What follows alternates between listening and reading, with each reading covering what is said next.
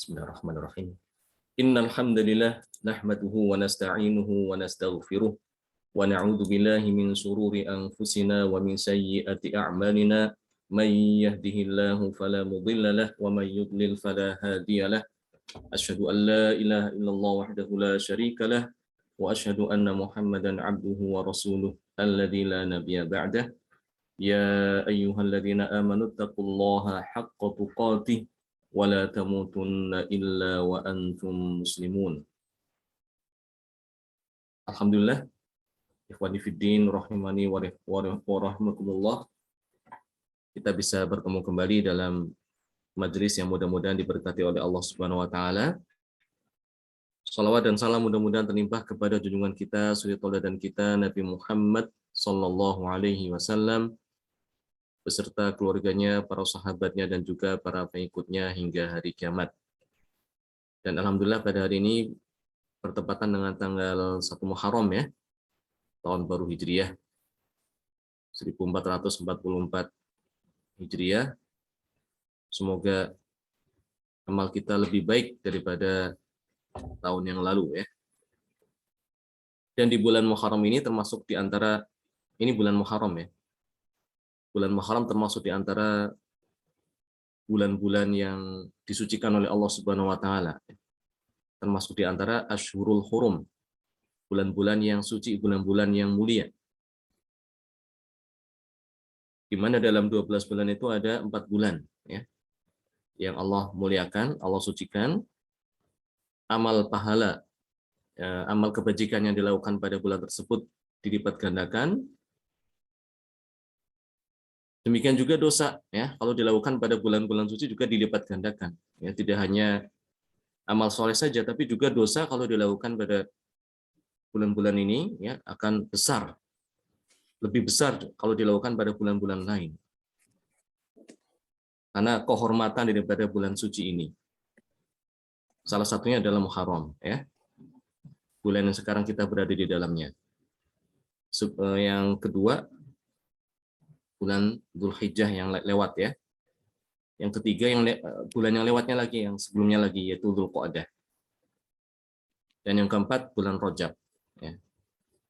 Jadi dari 4 bulan itu 3 berurutan, Dzulqa'dah, Dzulhijjah, Muharram, dan yang satu terpisah yaitu bulan Rajab. Dan di antara amalan yang dianjurkan untuk dikerjakan pada bulan ini adalah berpuasa ya. Rasulullah SAW bersabda di dalam riwayat Imam Muslim, afdhalus shiyam ba'da Ramadan syahrullahil muharram. Sebaik-baik puasa setelah puasa Ramadan adalah puasa pada bulan Allah, yaitu Muharram. Jadi bulan Muharram itu bulan yang termasuk bulan istimewa ya. Nama lainnya adalah Syahrullah, bulan Allah ya. Ada kemuliaan di dalamnya. Terutama puasa sunnah untuk dikerjakan itu dikatakan lebih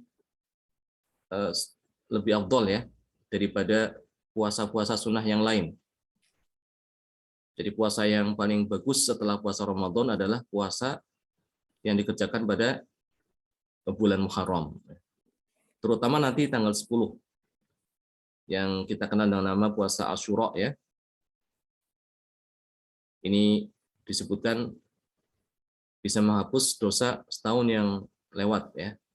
Dosa-dosa kecil yang lewat itu insya Allah bisa dihapus dengan puasa 1 hari di tanggal 10 Muharram atau yang dikenal dengan nama puasa Asyura.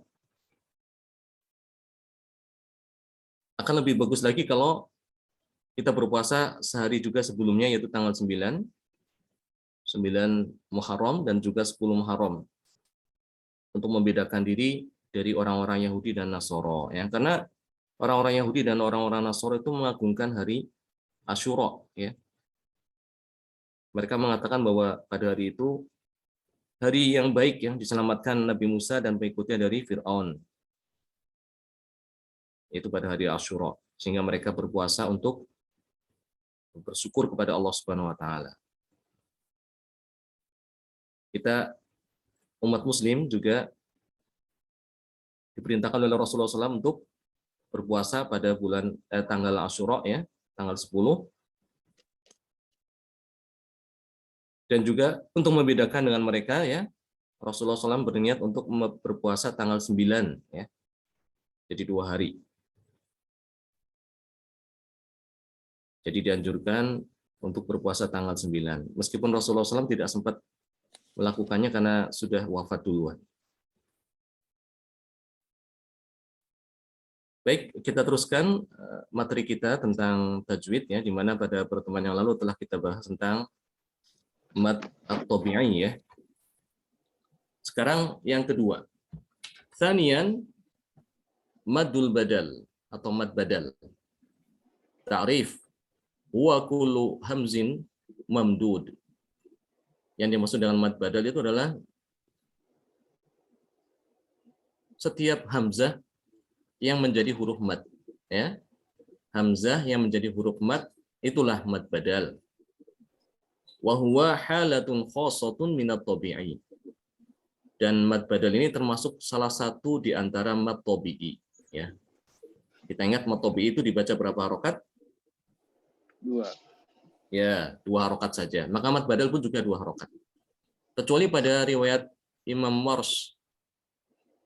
Imam Warsh itu yang membaca mad badal bisa lebih dari 2 harokat ya, bisa dibaca 4. Tapi kalau kebanyakan qiraat membaca mad badal itu sama seperti mad tabi'i, dibaca 2 harokat. Wa yamuddu bimiqdari harokatain. Dan dia dipanjangkan dengan kadar 2 harokat. Contohnya nahwu amanu. Amanu. Ya, amanu. Ini mad badal. Jadi setiap hamzah yang datang setelahnya huruf mad ya. Setiap hamzah yang datang setelahnya huruf mad itu dikatakan mad badal.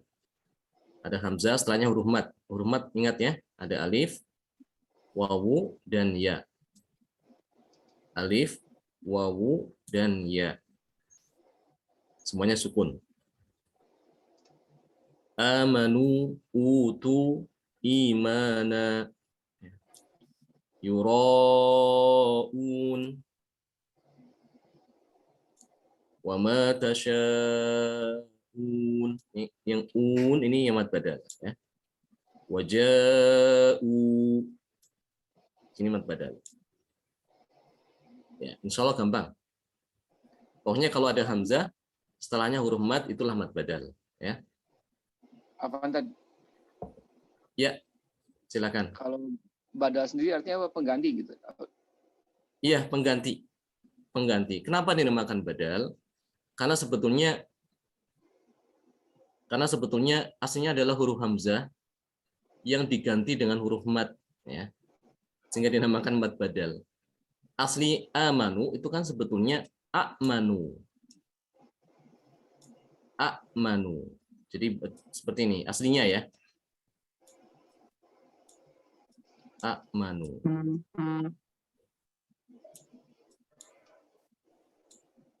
Jadi aslinya bukan amanu aslinya, asli ya. Asal katanya itu adalah a'manu. Karena di sini ada 2 hamzah. Sementara hamzah menurut sebagian daripada kabilah Arab itu termasuk huruf yang susah diucapkan. Apalagi kalau bertemu ada hamzah, habis itu hamzah lagi. Ini akan terasa berat. Supaya ringan diucapkan, maka hamzah yang kedua itu diganti menjadi huruf mad ya. Karena harokat sebelumnya fathah, otomatis yang cocok adalah alif ya.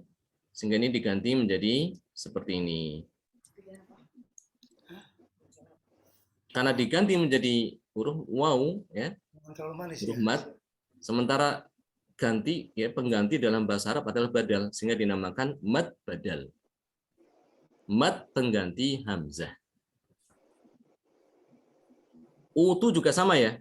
Utu itu aslinya adalah utu.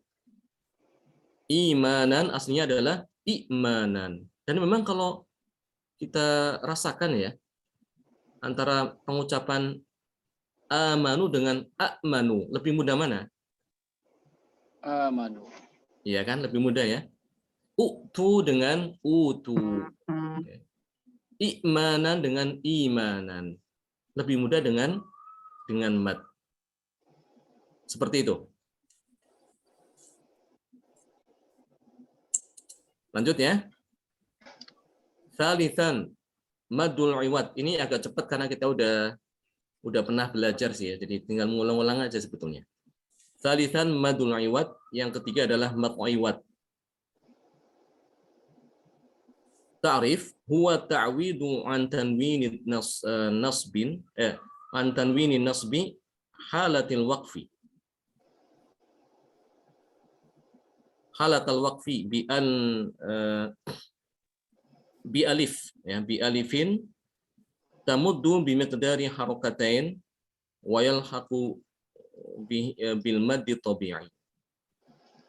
Jadi yang dimaksud dengan mad iwad adalah mengganti tanwin yang nasab ya pada saat waqaf dengan alif ya, mengganti tanwin yang nasab yang fathah, tanwin yang fathah jadi ada kata yang diakhiri dengan tanwinnya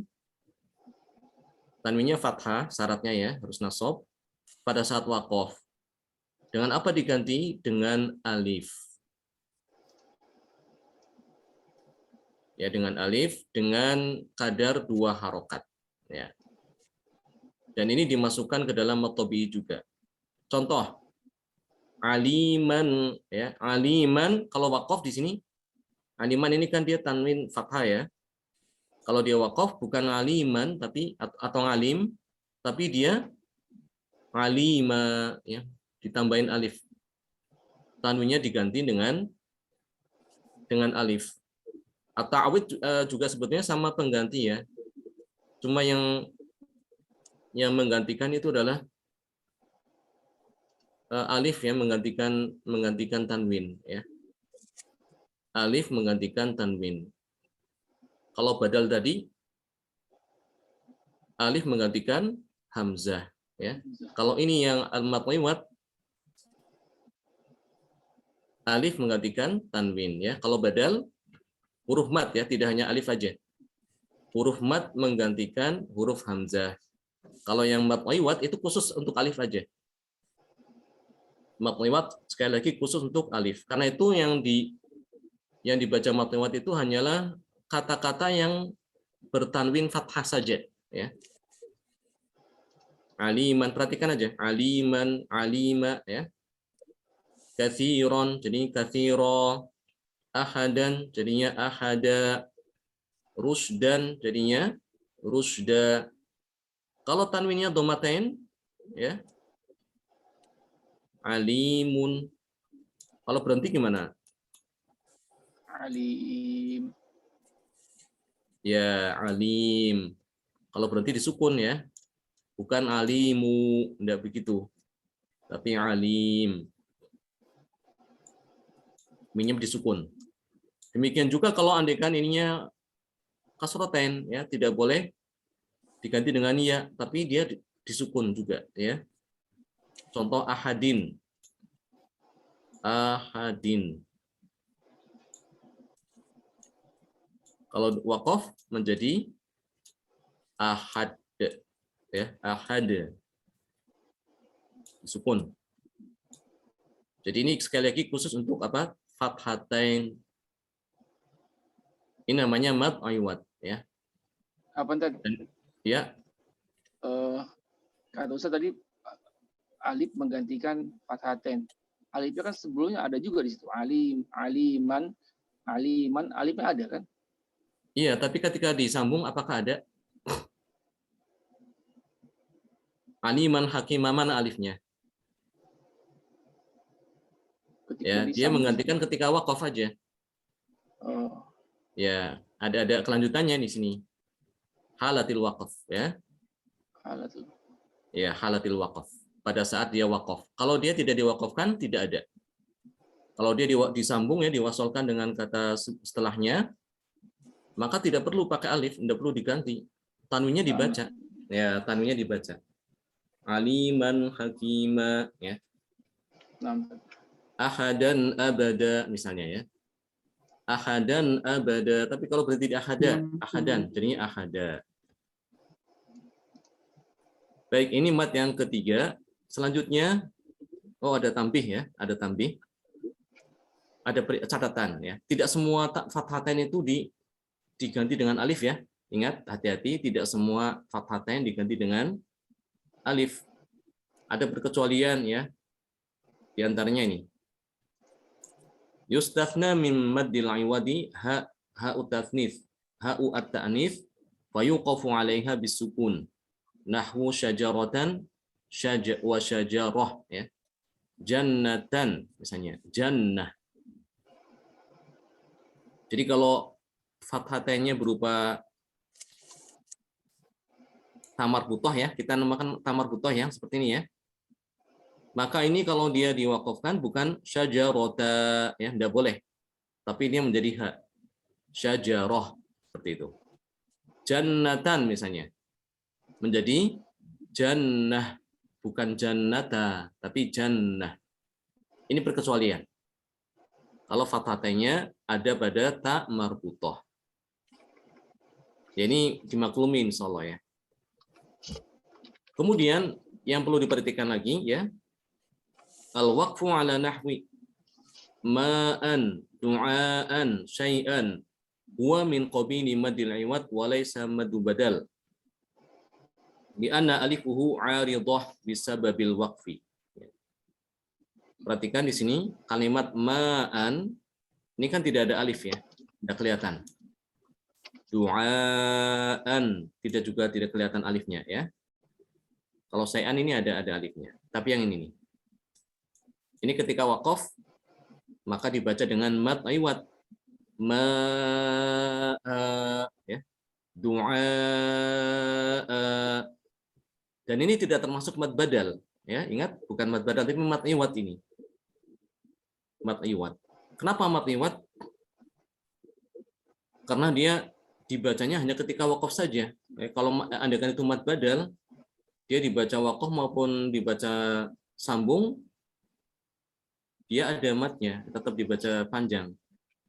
Tapi ini yang namanya mat liwat itu hanya dibaca ketika waqaf saja, bukan ketika wasol ya. Ya, karena alifnya itu dia ada karena waqaf ya. Beda dengan badal. Kalau badal itu baik waqaf maupun wasol tetap ada. Kemudian yang perlu diperhatikan ya, idza jaa tanwin an-nasb ala hamzatil mutatarrifah mithlu binaan naqifu alaihi binaa ya. Jadi kalau dia tanwinnya ada pada hamzah yang ada di ujung kata ya, di akhir kata, maka seperti tadi itu. Meskipun ini tidak ditulis alif, ini kita harus membacanya seperti ini. Ya, jangan sampai keliru. Ada sebagian yang bingung ya, membaca kata ini dibacanya ketika waqaf bina gitu aja. Padahal karena dia fathatan padahal bentuknya. Harusnya dia bina ya. Ada alifnya, 2 harokat.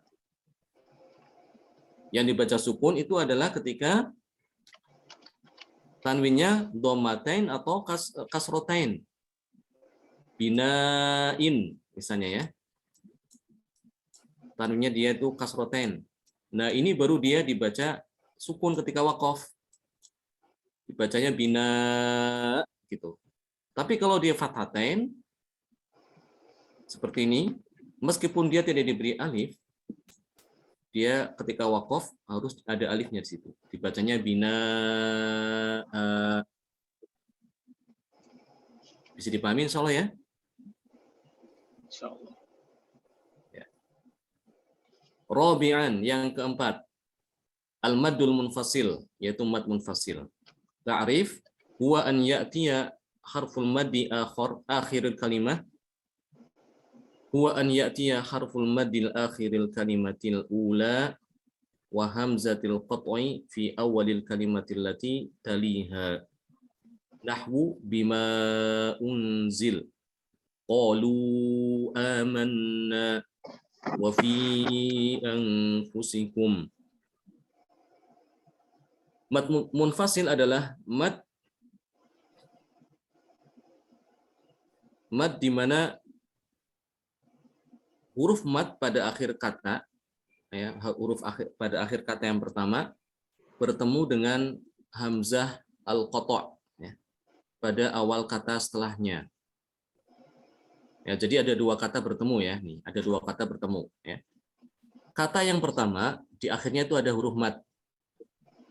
Kata yang pertama di akhir hurufnya, di akhir katanya itu ada huruf mad.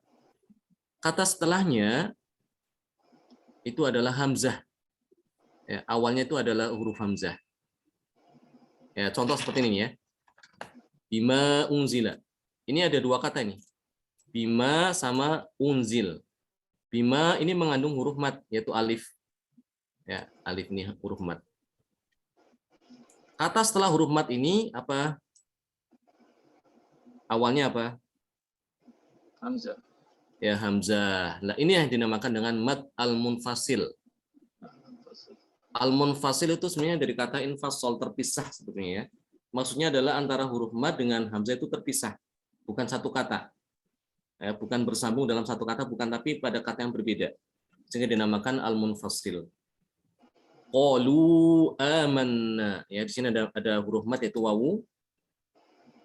Pada kata pertama ya, qalu ini kata sendiri.